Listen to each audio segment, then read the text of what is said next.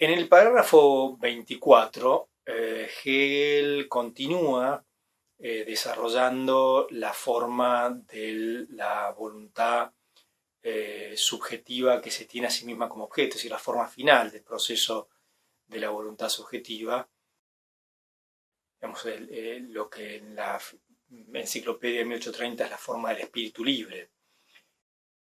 No es que, esto lo comenzó a exponer a partir del párrafo 21, no es que se cierra esa posición con el párrafo 24, porque todavía luego de estos párrafos hasta el final de la introducción, Hegel sí de alguna manera tratando distintos aspectos de esa voluntad, de esa forma final de la voluntad, pero ya a partir del 25 más bien comienza a desarrollar aspectos que son relevantes para la forma siguiente, ¿sí? del espíritu, que es la del espíritu, la forma del espíritu objetivo, ¿no? En este párrafo 24, Hegel comienza diciendo que la voluntad es universal. Y esto hay que vincularlo con el final del párrafo anterior, del 23, donde Hegel dice que es que el espíritu allí, o el concepto, si la voluntad, la actividad de conocer, se intuye a sí misma, tiene la intuición de sí como contenido y meta, ¿no? Sí, como su fin, sí, su realidad. Y aquí habla de lo universal. Así que en el párrafo anterior ha hablado de esta especie de recaída, por así decirlo, de reaparición de la inmediatez en la voluntad, en la exacta medida en que la voluntad supera o cancela, o en el sentido de asume o supera todo el proceso de mediaciones que la llevaron a ese lugar y capta de una manera inmediata, y por eso lo de la intuición, la conclusión de ese proceso, y por eso la vuelta a la inmediatez, y por eso la intuición de sí. Y aquí habla que es universal. La mejor manera de entender esto es hacerlo con el párrafo 481 de la enciclopedia a mano, que es el primer párrafo en el que Hegel trata la forma del espíritu libre, que es esta misma, aunque aquí no se refiere a eso como el espíritu libre, es la misma forma que en la enciclopedia del 30 Hegel denomina el espíritu libre y delimita como una forma específica. Es la voluntad que se tiene a sí misma como contenido y meta, ¿no? Entonces, en la enciclopedia del 30 esa forma es expuesta por Hegel en dos párrafos, el 481 y el 482. ¿Sí? Aquí Hegel la trata en varios parágrafos, eminentemente en el 21 al 24, pero también en el párrafo 27 Hegel vuelve a recapitular de alguna manera lo que desarrollan estos párrafos del 21 al 24. Ahora bien, decía, en el párrafo 481 Hegel dice lo siguiente, 481 de la enciclopedia, ¿no? Que, como decía, está tratando este mismo tema que trata aquí en estos párrafos de la filosofía del derecho, de la introducción a la filosofía del derecho, ¿no? Dice, en ese párrafo 481 leo, es la traducción de Valls-Plana, dice, mediante la superación de la mediación que ahí se contenía, la voluntad es la singularidad inmediata puesta por ella misma. ¿Sí? Acá está esta singularidad inmediata, ¿sí? Lo que hablaba yo en la exposición del párrafo anterior, el 23, que termina con esta inmediatización, ¿sí? del proceso, de todo el ciclo de mediaciones que llevaron a la voluntad de esa forma, porque ahora el espíritu humano se capta de esa manera como libre en sus autodeterminaciones, y esa es una captación inmediata, es decir, no es una captación procesual a lo largo de distintos actos, sino se capta de esa manera en un acto y por eso es inmediatez, ¿no? Dice entonces, mediante la superación de la mediación en el sentido de asunción, ¿sí? De conservación también de la mediación, cancelación y asunción de la mediación, que ahí se contenía, la voluntad es la singularidad inmediata puesta por ella misma. Y aquí viene lo importante, la cual, empero, está también purificada hasta la determinación universal, o sea, hasta la libertad misma. Esto quiere decir que esta inmediatez que Hegel está tratando acá en el parágrafo 481 es la inmediatez de la intuición de sí, la inmediatez que Hegel trata, desarrolla o presenta expresamente en la frase final del parágrafo 43. En el parágrafo 44 dice, bueno, pero esta es universal. Y es lo mismo que está diciendo aquí, ¿no? A saber, es inmediata, la cual empero está también purificada hasta la determinación universal.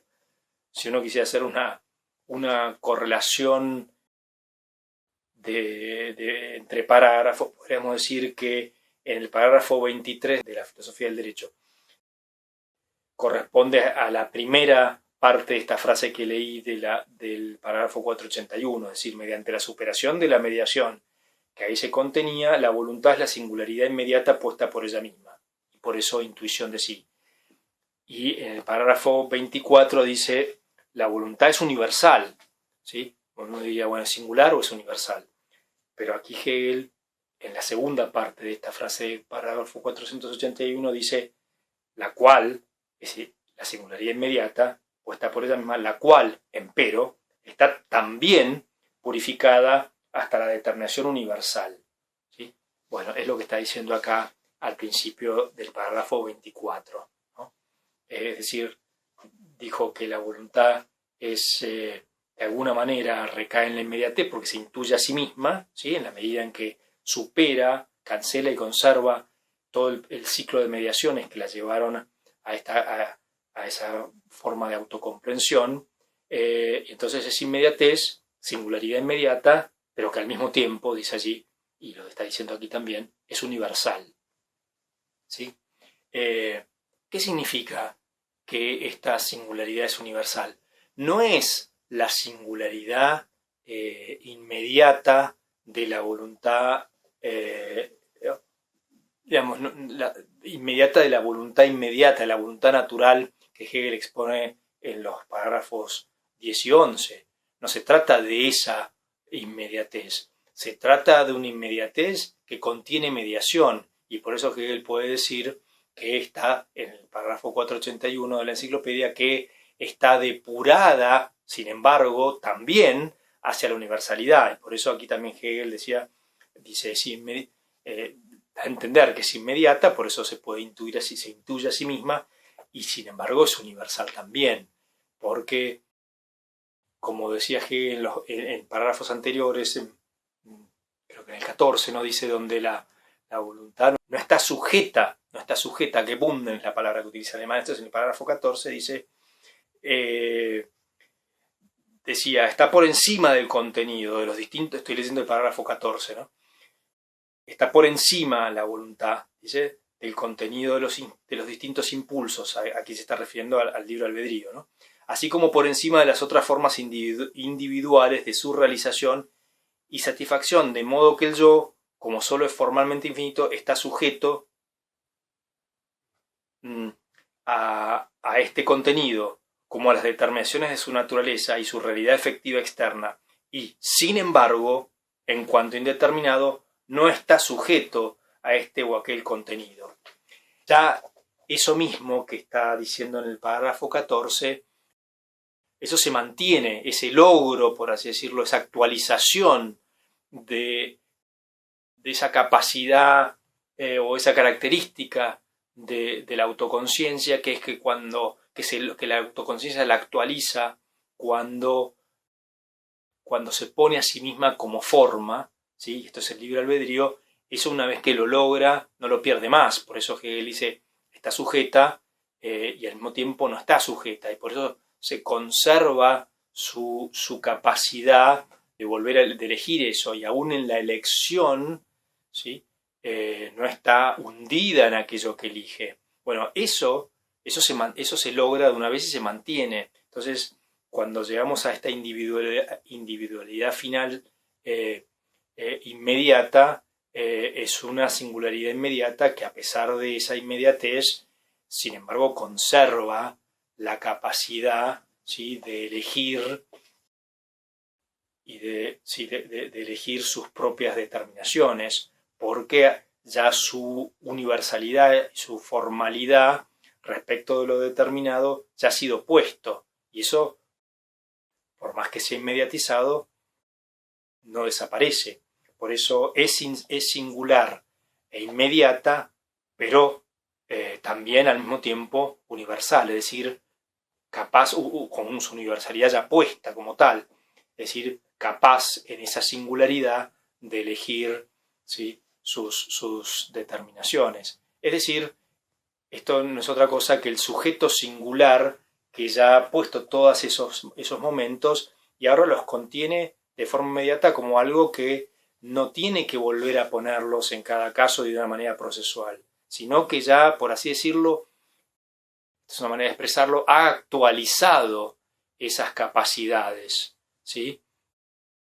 Ha actualizado eso, entonces ya ahora permanece actual, ¿sí? Y por eso es singularidad inmediata, de nuevo inmediata, e inmediata porque se capta ya en un acto de esa manera, pero al mismo tiempo es universal, ¿sí?, porque esa universalidad, digo, ha sido puesta y persiste y se conserva. Y por eso Hegel dice aquí en el parágrafo 24 que no es, ha quedado superada toda limitación y toda individualidad particular. ¿Cuál es esta individualidad particular?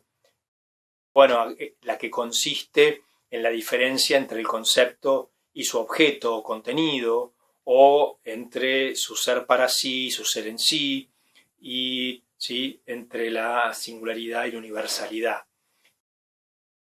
Es decir, esa diferencia no es otra que la que estaba presente en la voluntad inmediata, ¿sí? Ahí sí había limitación, pero acá dice, a diferencia de esa inmediatez, acá la voluntad es un sujeto singular inmediato, pero al mismo tiempo es universal, ¿sí?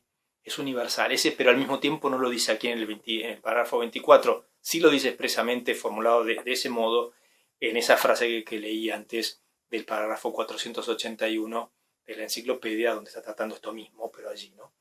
Entonces, pero, digo, es singular, pero es inmediato, pero es universal, ¿sí? Entonces, con eso queda superada toda particularidad de esa singularidad. Esa particularidad sí estaba presente en la forma de la singularidad inmediata, completamente inmediata, es decir, aquella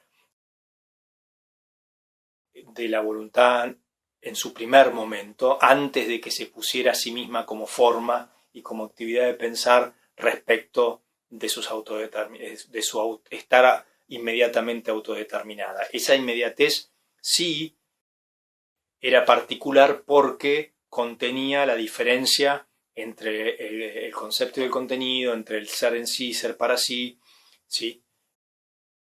Y esta no, porque esta es singular inmediata, pero al mismo tiempo es universal también, porque decía de vuelta, la forma, la universalidad de la actividad de pensar ha sido puesta como tal, y por tanto esta singularidad inmediata es capaz, tiene esta capacidad ya actualizada de elegir sus propias determinaciones, porque ha puesto y actualizado esa capacidad, ¿sí?, en el proceso gradual de formas de la voluntad subjetiva.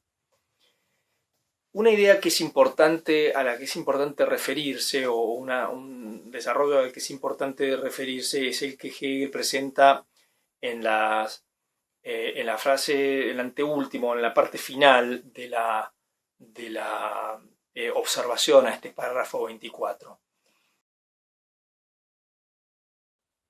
Hegel dice allí, leo la traducción de Carmen Paredes, dice, es la universalidad en sí concreta, se está refiriendo a la voluntad, a esta forma final de la voluntad, y por tanto que es para sí, la cual es la sustancia, el género inmanente o la idea inmanente de la autoconciencia. El concepto de la voluntad libre como el universal que abarca por completo su objeto, que penetra todas sus determinaciones, el cual es en ella idéntico consigo mismo. Este pasaje, ya para ir cerrando la exposición no solamente del párrafo 24, sino del conjunto de párrafos que me ha tocado a mí exponer, que son los del desarrollo completo del espíritu subjetivo práctico, y en la enciclopedia del 30, el espíritu libre, es decir, de la voluntad subjetiva, que él podría decir culmina con esta frase, ¿sí? Entonces, esta frase es, uno podría decir, cuando uno lee, tiene la sensación de que es algo hiperbólico, de la misma manera que puede parecer hiperbólico cuando uno lee la exposición del espíritu libre en la enciclopedia, y sobre todo el párrafo 482 y la observación, ¿no? Porque ¿por qué digo que es hiperbólico? Suena a primera vista hiperbólico, porque de lo que está hablando acá Hegel, desde el punto de vista, llamémoslo empírico, es de la autoconciencia, o sea, de cuando la autoconciencia humana toma conciencia de que su esencia, la esencia de la autoconciencia es ser forma universal y por lo tanto ser libre respecto de las propias determinaciones, ¿sí? Bien, eso es desde el punto de vista empírico. A ese fenómeno se está refiriendo Hegel, a que uno es un agente autoconsciente y que la autoconciencia lo que significa es, o lo que implica ser autoconsciente es ser forma, ¿sí? Ser forma universal respecto de las propias determinaciones, y en esa misma medida poder elegirlas, tener poder sobre esas determinaciones y tener la posibilidad de elegirlas, así como esas determinaciones son posibles en el sentido de que no son necesarias, no nos determinan de una manera necesaria. Eso es el fenómeno empírico que Hegel está describiendo con todo este aparato conceptual, ¿sí? Es decir, está refiriéndose a eso que es una experiencia que uno puede tener, ¿sí? A saber que uno al menos siente que puede elegir lo que lo determina, y Hegel está legitimando conceptualmente, teóricamente, que esa sensación que uno tiene está justificada, es correcta, ¿sí? A saber que efectivamente uno es libre respecto a sus propias autodeterminaciones, precisamente porque el ser humano, ¿sí?, definido por su autoconciencia, precisamente decía, por el ser humano y la autoconciencia no es, a diferencia de todos los demás entes, un conjunto fijo de determinaciones, un ente que es definido por sus propiedades, sino que precisamente porque la sustancia que mantiene unidas a esas propiedades que hacen de un ente, ese ente y no otro, en el caso de la autoconciencia es la actividad misma de pensar, y la actividad misma de pensar, que es la sustancia, que es lo que hace que ese ente sea un ente, una entidad, ¿sí?, ordenada en sí misma con un conjunto de determinaciones y de propiedades. Esa sustancia, en el caso de la autoconciencia, es la actividad de pensar, y la actividad de pensar es universal y formal respecto de las propias autodeterminaciones, de modo que cuando esa actividad de pensar es puesta como tal, puede, por tanto, decidirse a sí misma por las propias determinaciones, o puede no hacerlo, o puede decidirse por algunas y no por otras, ¿sí? Entonces la autoconciencia humana como entidad en el mundo, como un agente real, ¿sí? es un agente muy especial, porque, decía, a diferencia de los otros entes, es libre respecto de sus determinaciones, es decir, puede elegirlas, puede negarlas, puede modificarse en la medida en que elige algunas y no otras. Bueno, Hegel está tratando filosóficamente la esencia de la autoconciencia, ¿sí? De la autoconciencia concreta, ¿sí? Bien, ahora, una cosa es eso, y que eso es la filosofía del espíritu subjetivo, ¿sí? Es lo que podríamos decir la antropología filosófica de Hegel, es una antropología filosófica de la autoconciencia, ¿sí? Y otra cosa, en principio, parece, es esta perspectiva que Hegel abre aquí al decir que esta autoconciencia es el concepto del espíritu absoluto, ¿no? En la enciclopedia, párrafo 482, a decir que ese es el principio cuya realización abarca todas las formas de la vida ética, ¿sí? Pero también de la vida religiosa y de la ciencia, de la filosofía. Y aquí, por eso ahí algo así como la hipérbole, perdón. Sí, una cosa es la antropología filosófica, ¿sí? Que Hegel llama filosofía del espíritu subjetivo. Bien, su lectura de lo que es ser un ser autoconsciente. Bien, ahora, a partir de aquí va por más, Hegel. Literalmente va por todo. Es decir, el que el ser humano sea autoconsciente y que la autoconciencia sea lo que Hegel sostiene que es, a saber, la capacidad de elegir, ¿sí? Ser un ente que es capaz de elegir sus propias autodeterminaciones, que se autodetermina en sus determinaciones, digamos, eso es una cosa. Ahora, aquí da un paso más, y un paso bien largo, porque abarca todo.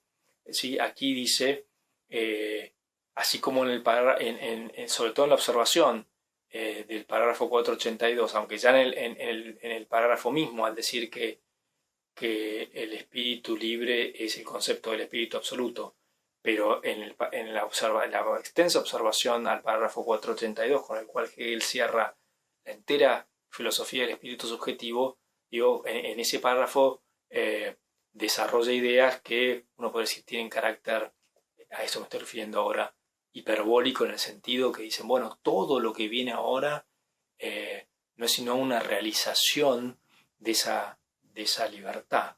Y aquí, digo, en la observación al parágrafo 24, también tiene, si se quiere, un tono excesivo, una especie de hibris, ¿no? Es decir, es la universalidad en sí concreta, dice el género inmanente es la sustancia, es el género inmanente o la idea inmanente de la autoconciencia. El concepto de la voluntad libre como lo universal que abarca por completo su objeto, que penetra todas sus determinaciones, el cual es en ella idéntico consigo mismo. ¿Sí? ¿Por qué esta autoconciencia abarca todo? Digamos, esta misma idea que aquí Hegel ya está exponiendo de una manera todavía quizás moderada, en los párrafos siguientes va a quedar claro, como queda suficientemente claro en la observación al parágrafo 482, que a partir de ahora esta libertad va a determinarse en todo, ya no a sí misma. La autoconciencia no solamente pone sus propias autodeterminaciones como autodeterminaciones, sino que va a poner todo lo determinado como una autodeterminación.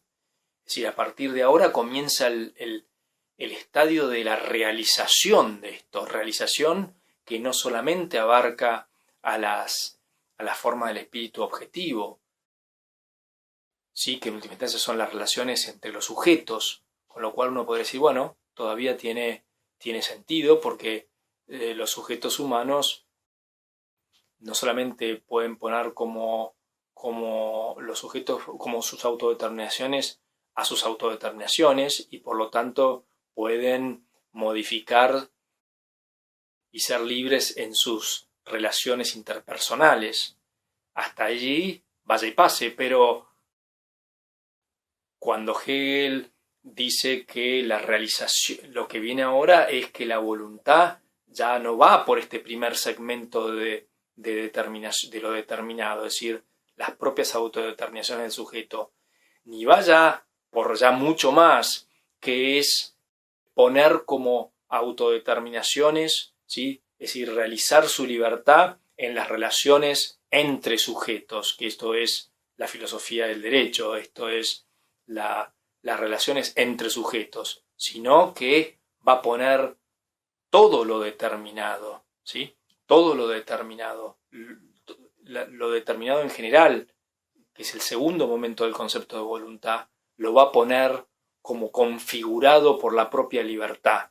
Y esto va a abarcar ya no solamente a las formas del espíritu objetivo, a la interrelación entre los sujetos, entre los agentes humanos, sino al mundo mismo. Es decir, por eso decía que va literalmente por todo, porque lo determinado es todo. Por eso aquí comienza la voluntad humana comienza un proceso, que es el proceso ahora de, una vez que ha puesto las propias autodeterminaciones internas, ahora va a poner como propias las determinaciones del mundo. Por eso decía esta segundo nivel de lo determinado. Y ahora sí, todo lo determinado. Por eso va a terminar el espíritu absoluto, ¿sí? Y por eso en la exposición de la lógica, la idea del conocer, ya como obrar, es decir, como voluntad, abarca las formas del espíritu subjetivo práctico, no sé, a partir de la explicitación de la voluntad, ¿sí? Del espíritu como espíritu práctico, y va a abarcar las formas del espíritu objetivo. Pero dado que no puede la voluntad en su relación con los otros sujetos como un sujeto singular, aun cuando sea un sujeto singular y al mismo tiempo universal, en esa singularidad, no puede, precisamente en cuanto qua singular y universal, de reducir a lo determinado, a todo lo determinado, es decir, al mundo mismo, como una determinación de sí, es que se va a pasar al espíritu absoluto. Es decir, por eso al final del espíritu objetivo, y en la lógica al final de la idea del bien o del querer, el espíritu, la voluntad, el espíritu, ¿sí? la autoconciencia viviente no logra poner en su relación con los otros sujetos y con las cosas, en cuanto ella se concibe a sí misma como un sujeto singular, aun cuando se conciba ya como un sujeto singular y universal, es decir, autoconsciente y libre, no logra poner, decía, a lo determinado, ¿sí? A la totalidad de lo determinado como una autodeterminación. ¿Por qué? Porque el mundo es demasiado grande, el universo nos supera inmensamente, y no podemos otorgarle al universo la forma de la libertad, ¿sí? Es decir, aun cuando nuestra tecnología pueda desarrollarse infinitamente, jamás vamos a tener poder sobre el mundo. Entonces, el espíritu objetivo o el agente real, es decir, la voluntad en la lógica, terminan en un proceso al infinito. Es el proceso al infinito, la mala infinitud de la historia de la historia universal. Entonces, ¿por qué es un callejón sin salida y un proceso al infinito? Porque en la forma de la singularidad, aun cuando sea singularidad inmediata, lo otro del espíritu, del espíritu singular de la persona, es lo otro, ¿sí? Entonces, y permanece siendo lo otro. En esa en ese plano es imposible reducir completamente a lo otro a sí mismo, es decir, ponerlo como una autodeterminación. Uno puede configurar en ese plano a lo otro según uno mismo, pero se encuentra con una limitación, ¿sí? Y una resistencia de la materia y del mundo que es insuperable. Por eso termina en un proceso al infinito. Entonces allí viene el espíritu absoluto, que es la explicitación ya ulterior de la universalidad del pensar, que se relaciona en cuanto conocimiento propiamente dicho con el mundo, y en ese plano sí es posible construir el mundo, ¿sí? A la propia imagen y semejanza del sujeto, de la autoconciencia que es singular y al mismo tiempo es universal, es decir, el sujeto libre, ¿sí?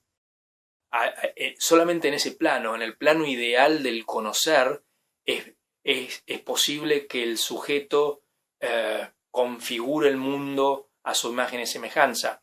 En realidad, digamos, en rigor, es una explicitación, una manifestación o un develamiento de que el mundo que conocemos, en el fondo es una construcción del propio sujeto que lo conoce. Construcción en el sentido no que lo configuró como un dios, ¿sí? Pensarlo de esa manera es una manera metafórica, y por eso la religión sí lo concibe de ese modo, sino en el sentido de que la propia subjetividad, la propia actividad de pensar ha constituido un mundo y de alguna manera se ha olvidado, ¿sí? Se ha perdido. Por eso la piedra es pensamiento petrificado, ¿no? Como dice Hegel, siguiendo en esto a Schelling, su imagen de Schelling, ¿no? Solamente en la medida en que el espíritu configura el mundo, pero esa configuración también es en la contracara el develamiento de que lo ha constituido, ¿sí? Solamente en cuanto a actividad de pensar propiamente dicha, es decir, en cuanto a actividad teórica o más bien cognitiva, ¿sí? Es que va a ser posible que el espíritu libre configure a la totalidad de lo determinado, ahora sí va por todo, sí, por el mundo mismo, ¿sí? Y ya no solamente por sus propias autodeterminaciones, esto es el espíritu subjetivo práctico, ni solamente por la determinación o autodeterminación, es la realización de la libertad en las relaciones interpersonales, y esto es el espíritu objetivo, sino que tiene que poner a lo otro como a lo que queda de lo determinado, que es nada menos que todo lo otro del sujeto singular y de todos los sujetos singulares en sus relaciones entre sí, ¿sí? Es el universo mismo, las cosas, ¿sí? Eso tiene que, el proceso de ponerlo como una determinación de sí, no es posible en el plano de la singularidad de los sujetos, sino en la medida en que el pensar vuelve a ponerse a sí mismo como forma de conocer, ¿sí? Como conocer propiamente hablando, ¿sí? Ya no teórico, sino, ya decía, más bien cognitivo, ¿sí? Como actividad de conocer a lo determinado, ¿sí? Que es lo otro. Sí, a lo determinado que es lo otro del sujeto y de los sujetos, ¿sí? Y allí ya estamos entonces en el plano ya no del espíritu objetivo, que es todavía espíritu finito, sino del espíritu absoluto.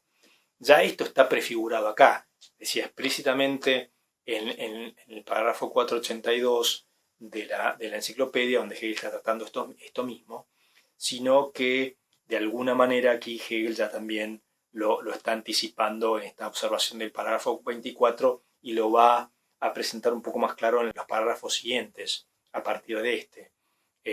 No es otra cosa que la realización o el cumplimiento del primer deber ser del que habla Hegel, párrafo 470 de la enciclopedia.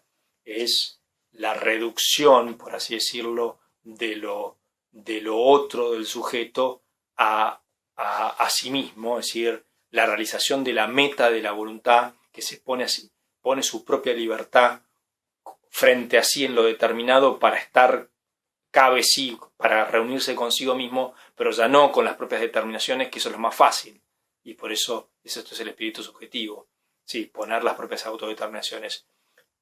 Por así decirlo, es más fácil. Es más fácil, si se entiende la imagen que estoy utilizando de la facilidad, poner, configurar ya no solamente las propias autodeterminaciones, esto fue el proceso del espíritu subjetivo práctico, sino poner, configurar las relaciones entre sujetos según el principio de la autodeterminación, es decir, de la libertad. Todavía eso también es hasta cierto punto fácil, por así decirlo, ¿no?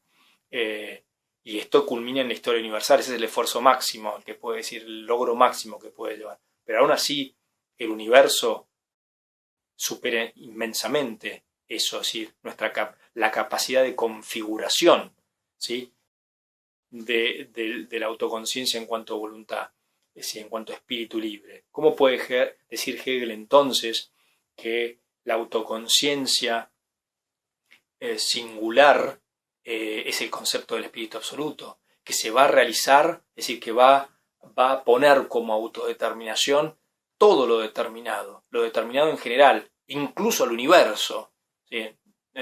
Las cosas exteriores, todas. Y esto lo puede hacer en cuanto a sujeto singular, no. En cuanto a sujeto singular puede configurar sus relaciones entre sí, de las relaciones de los sujetos entre sí, de los sujetos singulares libres entre sí, y puede configurar un cierto fragmento del mundo según su libertad, por ejemplo en la propiedad privada y también en la técnica, ¿sí? Pero en algún punto el universo supera inmensamente esta capacidad de vuelta. Entonces, lo que Hegel dice, bueno, es que en ese plano no se puede. En forma análoga como al final de la filosofía de la naturaleza llega a su punto máximo en la relación entre el género y el individuo. Y por eso Hegel dice esa frase tan extraña, quizás si uno no logra entender el sentido último que tiene, que ¿sí?, la muerte del individuo es el nacimiento del espíritu. Lo que está diciendo es en la relación entre individuo y género, ¿sí?, en la relación, en la reproducción y demás, no es posible en ese plano ontológico más unidad o reunificación entre singularidad y universalidad que la que permite ese tipo de vínculo, es decir, la reproducción de los individuos y la muerte de los individuos, ¿sí?, en pos del género. En ese plano es la máxima forma de realización.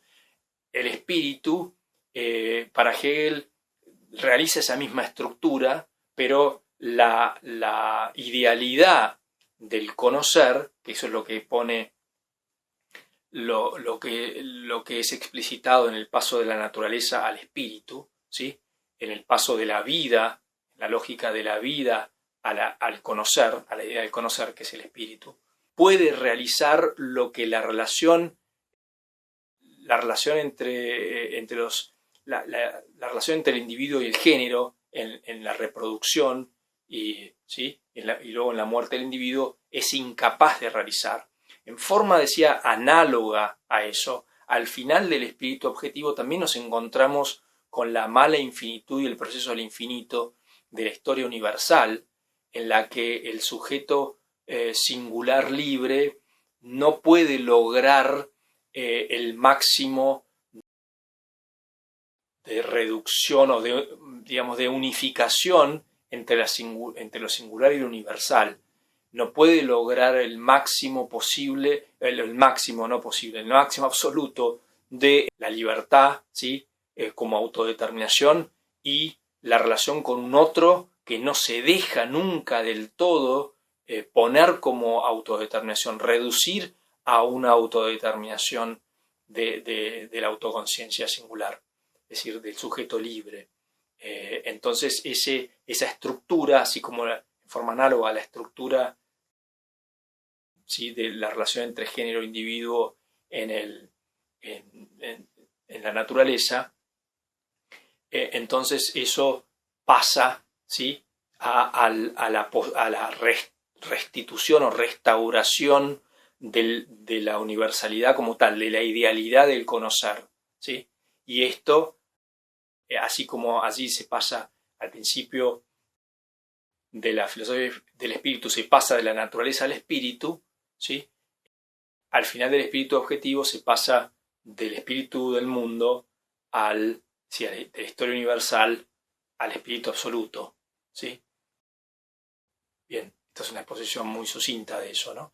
Pero la idea es, volviendo, retomando lo que decía acerca del carácter a primera vista hiperbólico de este tratamiento de la autoconciencia singular libre. Es decir, tanto es decir, realmente va a poder la voluntad, la autoconciencia singular, el ser humano singular en cuanto autoconsciente, tanto va a poder, puede configurar lo otro, si lo determinado, si lo otro de la actividad de pensar como sujeto, como yo abstracto, puede configurar realmente todo lo determinado de modo tal que se reúna con ello y sea todo singularidad, es decir, el tercer momento del concepto del espíritu. Puede reducir todo lo determinado, esta es otra manera de expresarlo, a autodeterminación, a su autodeterminación, de modo que se encuentre consigo mismo, en casa consigo mismo, en el mundo, ya no consigo mismo con sus propios impulsos y sentimientos, ya no consigo mismo en su relación con otros sujetos iguales a uno, sino en la relación con las cosas, con la materia, con el universo, ¿sí?, con las galaxias. Es demasiado.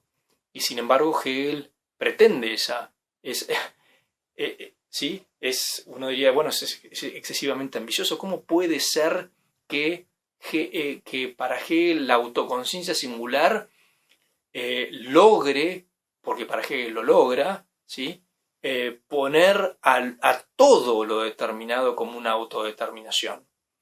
O, si se quiere, revelarse o develar a lo determinado, ¿sí?, como lo que siempre fue, es decir, como una autodeterminación de la conciencia singular. Porque aquí estamos en este momento, en este momento en el que la voluntad, si la autoconciencia singular, ahora se ha puesto como forma respecto de sus autodeterminaciones, y entonces ahora lo que sigue después de esto es la realización, ¿sí?, de esta estructura en la relación de ese sujeto singular inmediato, que ya es cada persona como sujeto singular libre, con todo el resto de lo determinado, lo cual incluye a los otros sujetos, ¿sí?, esto es el espíritu objetivo, como al universo entero, ¿sí?, a la suma total de cosas materiales, ¿sí?, y esto va a ser el espíritu absoluto. Claro, no lo puede en su relación como sujeto singular, por eso no lo puede a través de la tecnología, ¿sí? No puede, sí puede apropiarse de una cosa y convertirla en su propiedad, sí puede, decía, modificar el mundo e imprimirle las formas humanas en la tecnología, pero todavía eso podría ser considerado como espíritu objetivo, pero de esa manera no es posible eso. Entonces, justamente para Hegel decía, eso es el signo de esa imposibilidad, esa contradicción en última instancia para Hegel, es la que va a llevar a restaurar el momento del cognitivo, es decir, de la forma del saber, ¿sí?, o del saber como forma, o del pensar, o el conocer como forma, de modo que el espíritu absoluto va a poner, o si se quiere, va a revelar que el mundo mismo ha sido constituido por la actividad de pensar. Bien, entonces decía que en el espíritu absoluto la restauración de la idealidad de la actividad de conocer, es decir, de la actividad de conocer que se vuelve a poner nuevamente como tal, ¿sí? Como actividad cognitiva como tal, desde ese lugar es posible, deviene plausible lo que propone Hegel, en principio deviene plausible, digo, la propuesta de Hegel de que sea el conocer humano, la actividad de pensar humana, la que configura, los objetos que el propio pensar concibe como aquello que constituye el mundo que uno conoce. ¿Sí? Esta es una concepción constructivista del conocimiento que ha sido sostenida, por ejemplo, después de Hegel, en la filosofía contemporánea, la epistemología contemporánea, y por otros autores. Por ejemplo, podemos ponernos en Nelson Goodman y otro tipo de autores. Incluso uno puede establecer relaciones con epistemólogos como Kuhn, para los cuales lo que uno conoce es una teoría, ¿no? Sí, son instancias de una teoría, porque el mundo se nos da en una teoría. Y la teoría, los paradigmas son construidos por la mente humana en su conexión intrínseca con el mundo. Esto es en esencia una variante, esto es lo que Hegel también está proponiendo, es decir, que el conocimiento humano, el pensar humano construye pero de una manera coherente, construye un sistema inferencial de conceptos en una teoría, ¿sí? Que ordena dentro de sí de una manera consistente y coherente con todos los demás contenidos digamos, los objetos que forman parte de esa teoría, ¿sí? Integrando aspectos, digamos, el contenido, contenidos perceptuales, ¿sí? Y contenidos conceptuales, y que estos objetos que se dan siempre al interior de la teoría y constituidos en la teoría misma por sus relaciones de determinación, sus relaciones inferenciales con los demás objetos, esto es lo que nosotros, el ser humano, cada vez llama mundo, llama el mundo real. Esto es traducido a un lenguaje más contemporáneo, en última instancia lo que Hegel está proponiendo, a saber que en la restauración, restitución sí, restablecimiento de la actividad de conocer como tal, del aspecto universal del pensar, es como allí deviene, sí posible, no en el plano de las singularidades, ¿sí? Allí deviene posible la realización del principio de autodeterminación que define la libertad, ya en su relación no con los propios con las propias autodeterminaciones del sujeto, los propios impulsos, sentimientos, impulsos, inclinaciones, con los otros sujetos, sino ya con el universo mismo. Es decir, la manera como el sujeto configura, el sujeto, el agente humano, que es autoconciencia real, configura el universo y superan al hacerlo la diferencia entre forma y contenido, ya cuando ahora el contenido o lo determinado en general ya no es sí mismo ni los otros sujetos iguales a él, sino las cosas materiales y el conjunto total de las cosas del universo, ¿sí? Puede configurar eso ya no en su relación cosa singular, agente singular, que se opone, digamos, que se diferencia y se contrapone, por lo tanto, a otras cosas en cuanto singulares, sino que lo hace en la medida en que ahora él mismo, ese sujeto singular, la autoconciencia viviente, cada ser humano, se vuelve a poner como actividad cognitiva, como actividad de pensar, y correlativamente a esa posición y ese restablecimiento de la universalidad de la actividad de conocer y de pensar, entonces lo determinado ya no es una cosa singular, sino que es el contenido de un acto de conocimiento. Y en ese plano, en esa restauración de la idealidad, ¿sí?, en ese paso de las cosas, ¿sí?, de los sujetos, que ya no es naturaleza, sino cosas que son libres, es decir, agentes humanos. Esto es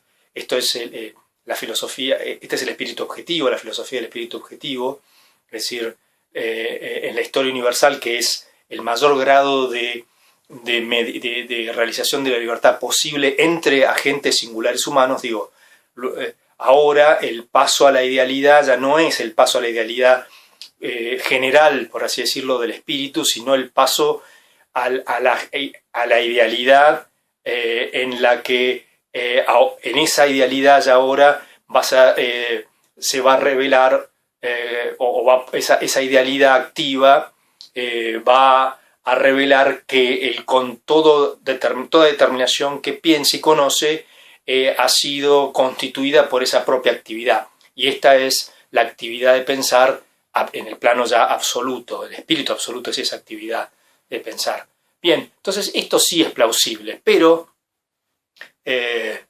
por eso lo decíamos, lo de hiperbólico, bueno, ahora ya empieza a cobrar credibilidad cuando uno entiende a qué se refiere Hegel con esta, digamos, restauración, tal como la expone al final de la idea del conocer en la lógica, que es el final de la filosofía del espíritu objetivo, y que es, si se quiere, el final de la filosofía del espíritu finito, porque el espíritu finito es el espíritu subjetivo y el espíritu objetivo.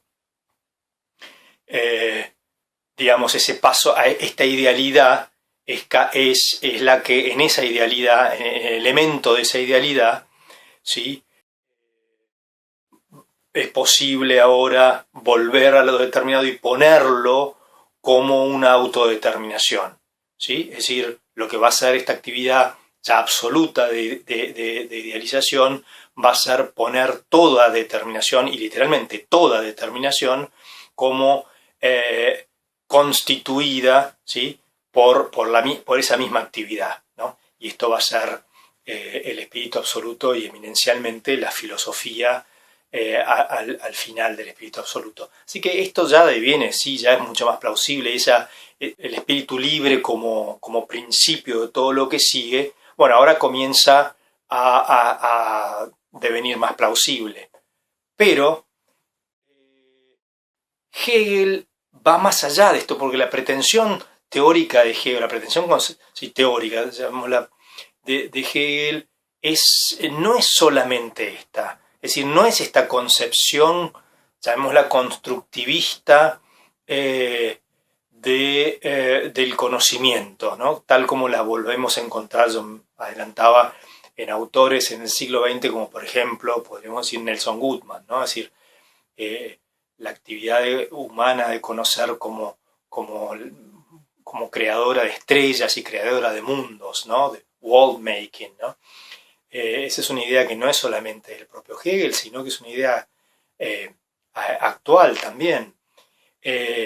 Pero lo que está diciendo Hegel no es solo eso, y ya eso sería mucho, pero esta exposición breve que acabo de hacer quizás haya logrado otorgarle, conferirle cierta, digamos, plausibilidad, una aceptable plausibilidad a ese proyecto. Hegel está diciendo algo más que esto, y decía, esto ya sería mucho, pero es lo que está diciendo, sino que lo que está diciendo es que la autoconciencia libre, ¿sí?, la autoconciencia que ha logrado, la autoconciencia humana, ¿no?, la actividad de pensar como el sujeto humano, que ha logrado poner como propias sus propias autodeterminaciones internas, a saber, sus impulsos y sus inclinaciones,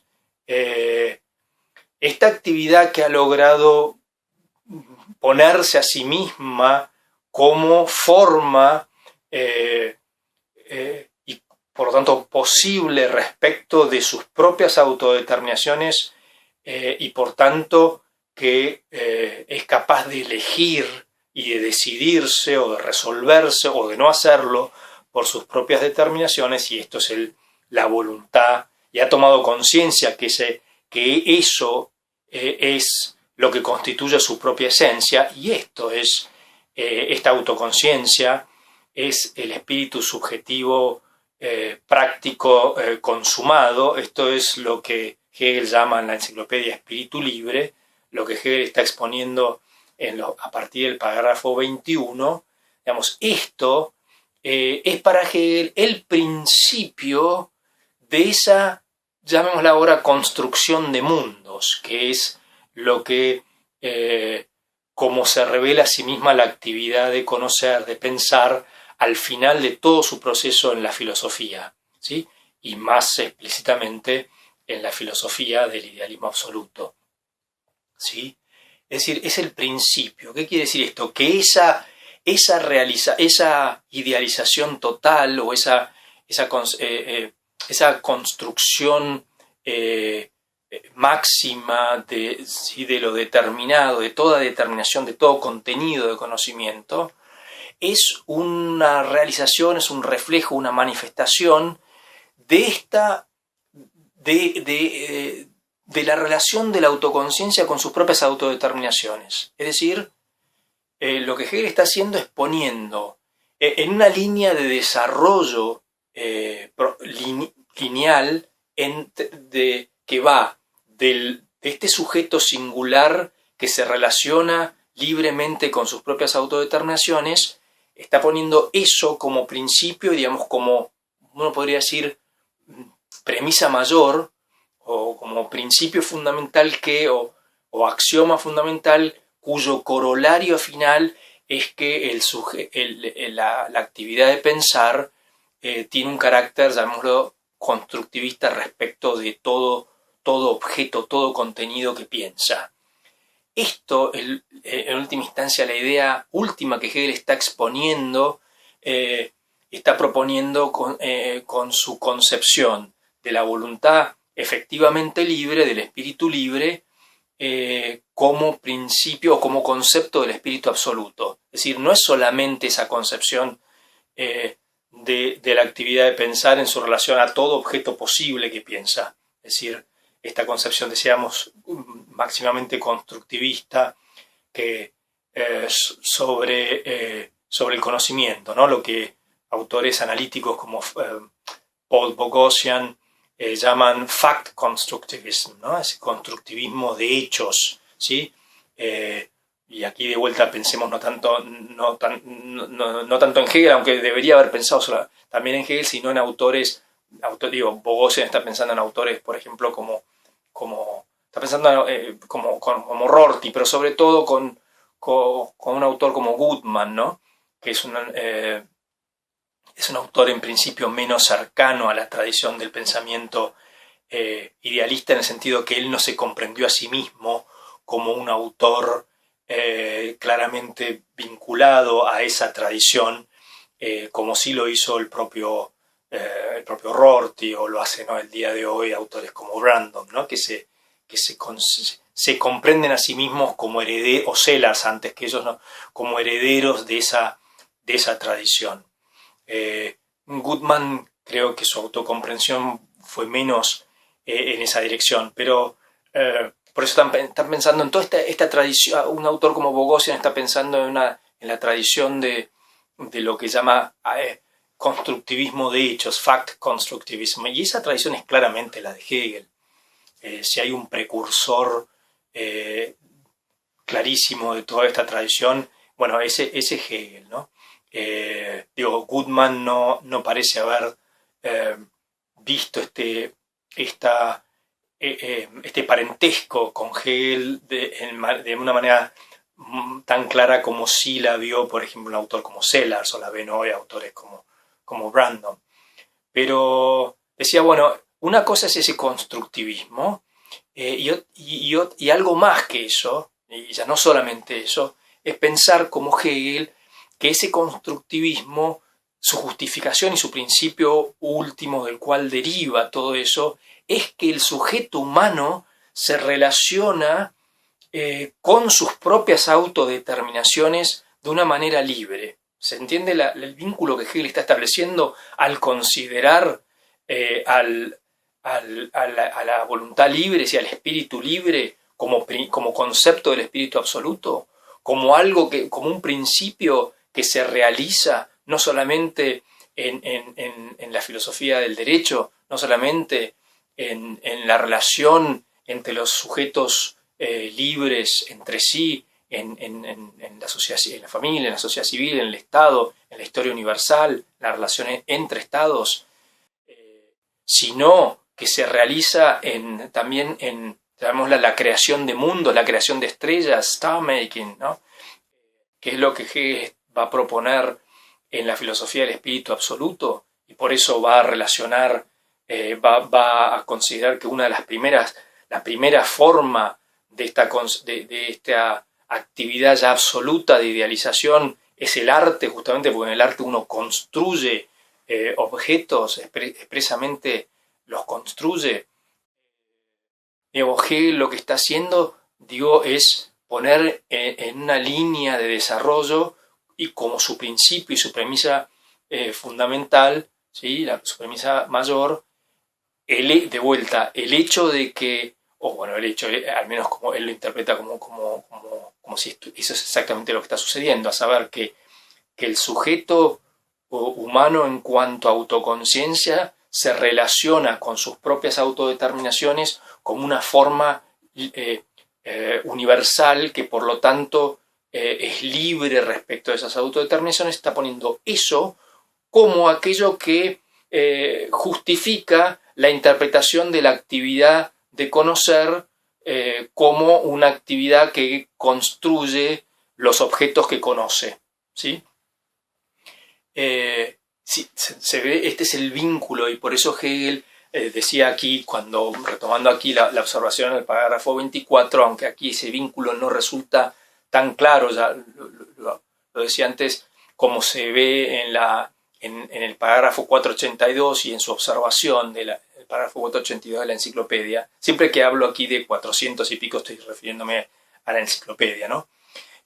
Párrafo 24 de la filosofía del derecho, ya Hegel está mencionando esto, ¿no? Es decir, decía, es la universalidad en sí concreta, ¿sí? La cual es la sustancia, el género inmanente, ¿sí? El concepto de la voluntad libre como lo universal que abarca por completo su objeto, que penetra todas sus determinaciones, el cual es en ella idéntico consigo mismo. Bien, y ya ahora para ir cerrando la exposición del proceso total de la voluntad subjetiva, ¿sí? De este proceso que comienza en la voluntad inmediata y termina el ciclo en la voluntad que ha devenido en sí para sí, ¿sí? Que se ha puesto a sí misma como contenido y objeto y meta. Esa voluntad ahora es el principio de la idealización de todo y de la reducción de toda determinación, de todo lo determinado, es decir, lo determinado en general, de lo cual habla Hegel en el párrafo 6, ¿sí? Es decir, lo determinado que como tal, respecto de la pura forma de pensar como tal, a saber, el primer momento del concepto de la voluntad es lo determinado en general, es decir, todo lo determinado a secas, überhaupt, ¿sí? De nuevo, ¿qué vínculo puede... Hegel establece un vínculo entre la relación entre el sujeto singular y sus propias autodeterminaciones, sus propios sentimientos, impulsos e inclinaciones, con otro fenómeno que uno diría, no, a primera vista uno puede no considerar como intrínsecamente vinculado, que es una concepción radicalmente constructivista de la actividad de pensar, ¿sí? Bien, Hegel está proponiendo esto. Y ahora, para concluir, ¿en qué medida esto es plausible? Bien, Por esta razón sí es plausible. No digo que sea así, pero Hegel es lo que lo propone y creo que tiene que tiene derecho a ser considerado seriamente, digamos, como una explicación plausible de por qué el conocimiento es para él, tiene un carácter digamos, constructivista, en el sentido de que el objeto que conoce es el objeto que la propia actividad de pensar elabora, y que por lo tanto el mundo que nosotros pensamos que por sentido común que se nos impone como algo ya preformado y se nos da de esa manera, en realidad es el resultado de la actividad conjunta del conocer sobre sus contenidos, ¿sí? Contenidos que son en general el mundo, es decir, no está separado, no es que el sujeto para Hegel construye todo un conjunto formal, un sistema formal de objetos y lo aplica a algo fuera de él. Como ese algo en realidad es una mera materia amorfa, la cosa en sí, o el obstáculo de Fichte. Hegel critica eso, ¿no? Es decir, esa construcción no es formal ni lo fue nunca. Es decir, el mundo que elabora es el mundo real. Bien, de nuevo, a ver si no se pierde el hilo, lo que Hegel establece ese vínculo entre la relación entre el sujeto singular y sus propias autodeterminaciones con una concepción constructivista de la actividad de conocimiento con todo objeto posible, con el universo, es decir, con toda determinación que conoce, con todo contenido. Bien, ¿por qué digo que esta propuesta de Hegel es plausible? Porque los contenidos para Hegel no se le imponen a la actividad de conocer. No, aquí, por favor, hay que seguir este argumento, o la línea fundamental de este argumento, que aquí está presentado de una manera muy resumida, ¿no? Lo voy a presentar de una manera muy resumida. Y es que los contenidos que nosotros conocemos son contenidos de la actividad de pensar, afectan, por así decirlo, la actividad de pensar, inhieren, para evitar la connotación pasiva que tiene o receptiva que tiene la palabra afección. Es decir, inhieren, digamos, en la actividad de pensar. Nosotros los podemos conocer, ¿sí? Este es el principio de la unidad sintética de la percepción de Kant llevado al máximo, que es lo que empieza a hacer Fichte, y Hegel continúa y radicaliza. ¿Sí? Podemos conocer algo porque se nos da nuestro pensar. Como decía un idealista francés llamado Leroy, más allá del pensar es impensable. Si lo que podemos conocer, lo que podemos pensar, es en la medida en que se le da el pensar, y que para Hegel es una determinación del pensar. Es una determinación que está determinando al pensar. Pero, digo, si bien determina el pensar, si el pensar se comportara como puramente pasivo respecto de esa determinación, frente a lo cual sería a la sensación animal, ¿sí?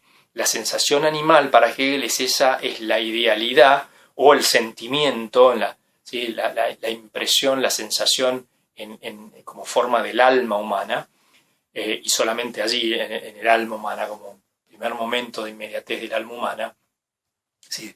De idealidad mínima en el alma humana, y más todavía en la idealidad de la sensación animal, porque la sensación del alma humana es un primer momento que va a ser luego mediado y superado en su inmediatez, mientras que la idealidad de la sensación animal para Hegel no va más allá de esa idealidad inmediata. La idealidad, decía, de la sensación animal, del alma animal, es determinada en sí misma por sus contenidos, pero no logra ponerse como forma respecto de esos contenidos, y por eso está hundida en esos contenidos. Es es decir, y no los puede superar. Uno podría decir que entre tanto hay estudios sobre conocimiento animal, sobre inteligencia animal, que diría, bueno, delfines y gorilas, Kiko, ¿no? La gorila que aparentemente podía expresarse a través de una serie a través de términos, ¿sí? De signos, aparentemente hasta 300 podría haber utilizado. Algunos ponen en duda que esa interpretación sea correcta, pero en fin, está claro que hay animales que tienen un grado mayor de inteligencia, en el sentido que son capaces de mediar hasta cierto punto sus contenidos. Es decir, un animal que te puede, por ejemplo un perro, que te puede reconocer al verte, quiere decir, cuando ya te conocía de antes, quiere decir que tiene una imagen de uno, y que al tener una percepción, una nueva percepción, lo que hace es mediar el contenido de la imagen en el contenido de la percepción. Si no, no podría reconocer, ¿sí? un contenido perceptual. Así que, y tiene memoria, en fin, hay toda una serie de actos de la inteligencia animal que hacen que esos animales no estén completamente hundidos, es decir, son un signo de que no están enteramente hundidos en las determinaciones, en los contenidos que determinan su actividad de pensar, ¿sí? Que no la llamaría estrictamente quizás pensar, pero de conocer o de saber. Así que no están enteramente hundidos, pero en algún punto sí hay buenos indicios para pensar que no logran ir más allá de un grado más bien menor de mediación. Es decir, que la actividad de pensar, en este caso la actividad de conocer o de saber, no logra ponerse del todo a sí misma como forma respecto, es decir, como forma universal respecto de sus determinaciones. Por eso la idealidad del saber del animal en la sensación está hundido en la sensación. Y por eso no puede comprender lo que conoce, ¿sí? Pero para Hegel, precisamente porque, hay que entender precisamente porque es esencial. Precisamente porque es el que pone en relación la relación entre la autoconciencia personal, es decir, singular, y sus propias autodeterminaciones, con la relación entre la actividad de pensar y sus objetos, ¿sí? Precisamente porque el pensar o la actividad de saber en el ser humano es capaz de ponerse como forma universal respecto de sus propias autodeterminaciones, es decir, respecto de aquello que la determina en sí misma, ¿sí? ¿Sí? Sus sentimientos. Por eso decía yo antes que si uno menciona la categoría del sentimiento, resulta intuitivamente más comprensible, esto más fácil de entender. Con la de, si uno empieza ya por el impulso, quizás un poco menos, pero precisamente digo porque la autoconciencia puede ponerse como forma universal respecto de todo lo que la determina en sí misma, saber de lo que es su propio sentimiento, su sentimiento de sí, y luego sus impulsos e inclinaciones. Precisamente por eso es que puede ser libre respecto de los objetos que la determinan en sí misma y que conoce. Es decir, dicho de otra manera, podemos comprender porque somos libres respecto de lo que nos determina, ¿sí? Si no fuéramos libres respecto de lo que nos determina en nuestra propia actividad de pensar, no podríamos comprender lo que nos determina, no podríamos comprender los objetos. ¿Por qué?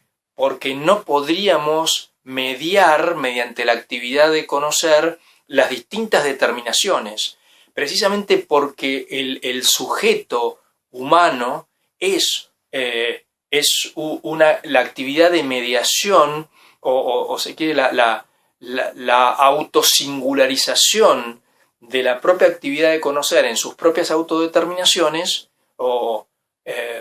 y es libre en esa resolución hacia los contenidos, hacia las determinaciones que lo determinan, precisamente porque es capaz de eso, es que es capaz de relacionar y asociar unas con otras las determinaciones de los objetos. Si no, esas determinaciones nos determinarían, ¿sí? Necesariamente. Veríamos colores, sonidos y demás, es decir, tendríamos determinaciones que se nos darían en sensaciones, como en la actividad de saber del animal, ¿sí? En el alma animal, en la sensación animal, pero no tendría, por así decirlo, fuerza la actividad de saber para, al ponerse a sí misma como forma respecto de esas determinaciones, dominarlas, ¿sí? Y reduciéndolas a sus propias, expresamente a sus propias determinaciones. En el proceso teórico es el paso de la intuición a la representación, ¿sí? No tendría la fuerza para mediarlas entre sí, luego, por ejemplo, abstrayendo un contenido respecto del contexto, o sea, la abstracción, asociando un contenido, unas determinaciones con otras determinaciones, es decir, la asociación de imágenes y de representaciones universales. No podría crear signos y símbolos y signos, es decir, no podría reducir un conjunto de determinaciones a ser el significado de otro conjunto de determinaciones. Esto de lo que estoy hablando es todo el proceso del espíritu teórico, ¿no? Y al no poder subordinar como su significado un conjunto de determinaciones a otro, es decir, lo que subordina es un conjunto de determinaciones que son el signo o el símbolo de otro conjunto de determinaciones que son en ese acto puestas como el alma o el alma, dice a veces Hegel en este contexto, usando un lenguaje más bien metafórico, pero sino el significado, Bedeutung, de esas otras determinaciones, con lo cual crea signos y símbolos, o mejor dicho, símbolos y signos, y luego puede relacionar el significado de varios signos entre sí. Entonces ahí ya estamos en el lenguaje, ¿sí? Cuyos actos son, ¿no?, el concepto, el juicio y la inferencia, ¿sí? Entonces la subjetividad humana tiene la capacidad de hacer todos estos actos de mediación y de interrelación entre sus determinaciones, precisamente porque es libre respecto de lo que la determina. De modo que si no fuera libre, si no fuera forma universal que se resuelve respecto de sus determinaciones, no podría comprender los objetos, no podría llevar a cabo todas estas actividades que acabo de mencionar en forma resumida de manipulación, por así decirlo, de lo que lo determina, y porque tiene esa capacidad de interrelacionar, de apoderarse de aquello que lo determina y de relacionar estas determinaciones entre sí según sus propias leyes, según su propio, ¿sí? Podríamos decir sus propias leyes, porque son leyes del pensamiento, que Hegel expone, ¿sí?, va poniendo en la lógica. La lógica es el conjunto de determinaciones de pensamiento, el conjunto de categorías con las que comprende y construye al mismo tiempo el mundo, ¿sí?, el mundo en el que vive. No podría hacer eso la subjetividad humana si no fuera libre respecto de lo que la determina. Es decir, por eso la voluntad es para Hegel la verdad de la inteligencia. Y por eso cuando la inteligencia, la actividad, el proceso teórico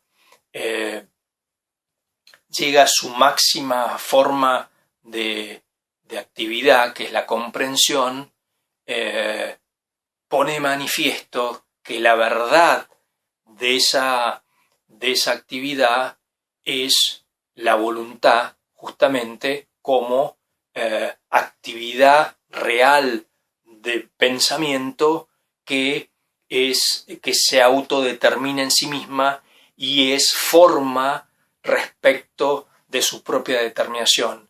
Esto último es lo que no está presente de manera para sí en la voluntad inmediata, pero que precisamente porque a pesar de todo está latente, está presente como finitud en sí misma, es decir, como diferencia entre el en sí y el para sí, es lo que el proceso de la voluntad subjetiva va a hacer, ¿sí? Es lo que define el proceso de la voluntad subjetiva.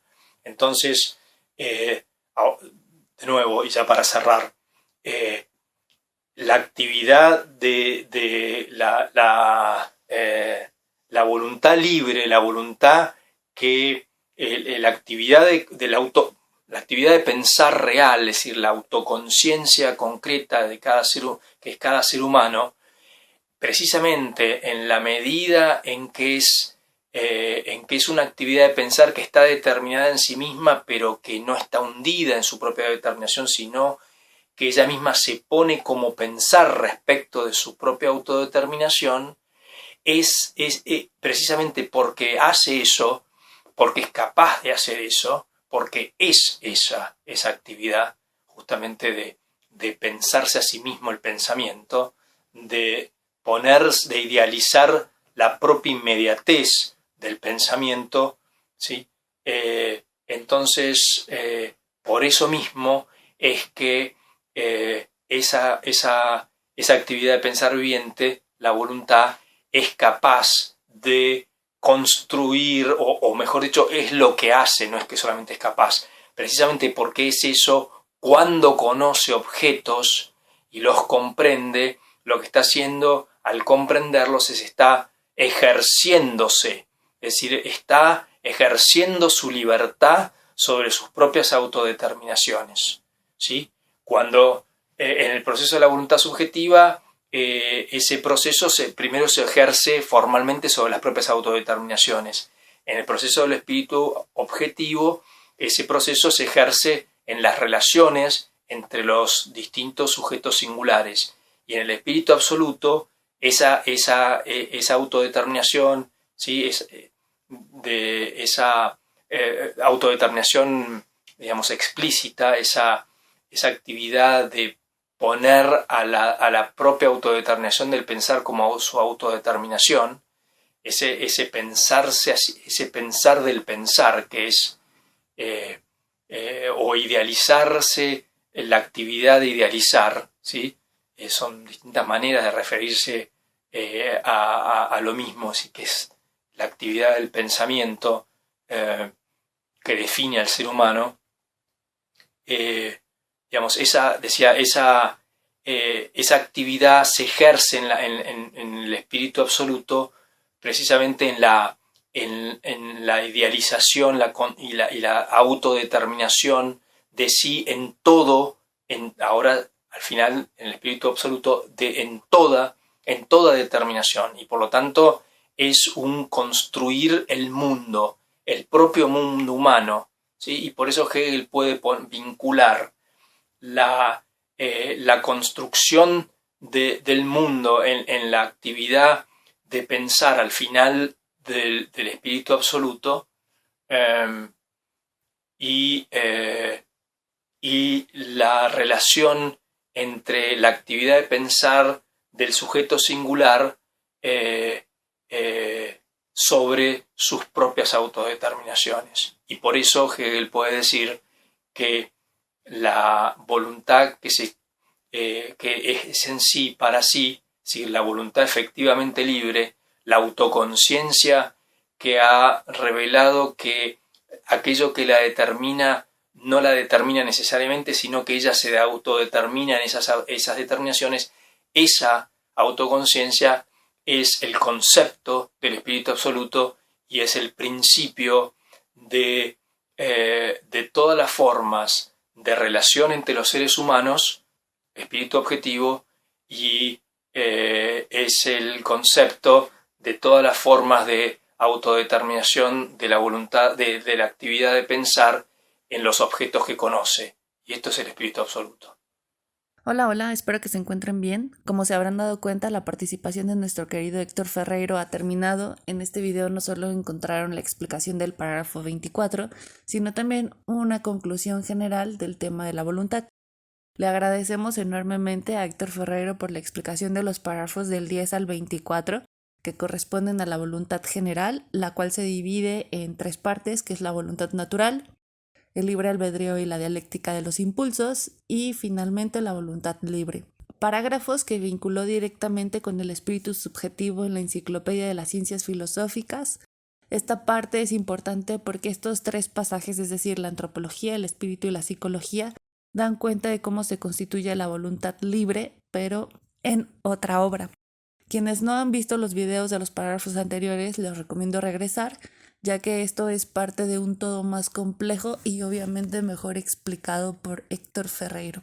La lectura de Hegel se vuelve complicada por muchas razones, pero una de ellas es que explica algunos temas de la obra y luego las da de alguna manera presupuestas en otras obras.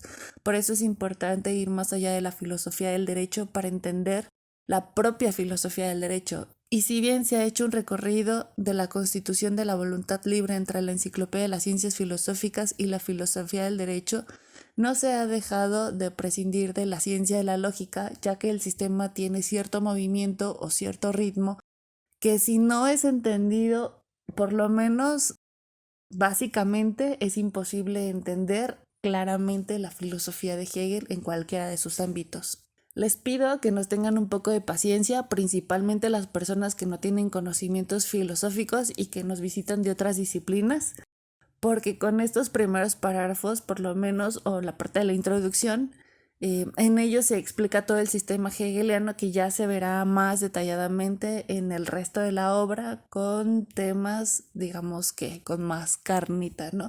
O temas ya un poco más cercanos a nosotros. Por otra parte, quisiera resaltar que las exposiciones han sido muy enriquecedoras para las personas que nos dedicamos a la investigación filosófica, especialmente la investigación filosófica hegeliana, porque el detalle que se trabajó en cada video nos da herramientas sumamente importantes y necesarias para trabajar cualquier otra parte de la obra con mucha más seriedad, que van desde las complejidades que hay en distintas traducciones de las obras hasta la vinculación de los párrafos específicos entre distintas obras en estos temas, así como las distintas confusiones que pueden llegar a tener por no revisar otros textos. También quisiera agradecer a todas aquellas personitas que nos siguen en este curso. Sé que es muy largo y pesado y a veces tantos videos juntos puede ser demasiado, pero recuerden que es un curso en el que ustedes llevan su propio ritmo, no se agobien y vean o escuchen con atención cada video según sus posibilidades, porque hay conocimiento súper valioso para llegar a comprender mejor a un autor tan complejo como Hegel. Para todos aquellos que no están suscritos al canal de YouTube, vayan a suscribirse. Por lo general los videos están programados y salen a las 12 de la noche, horario de la Ciudad de México. Yo sé que nos escuchan de muchos países, entonces más o menos ahí hagan su conversión de horarios. Ya casi terminamos con la introducción y pronto llegaremos ya a la primera parte de la obra, que es el derecho abstracto. Y sin más por el momento, espero que tengan un bonito día o una bonita noche. Hasta la próxima.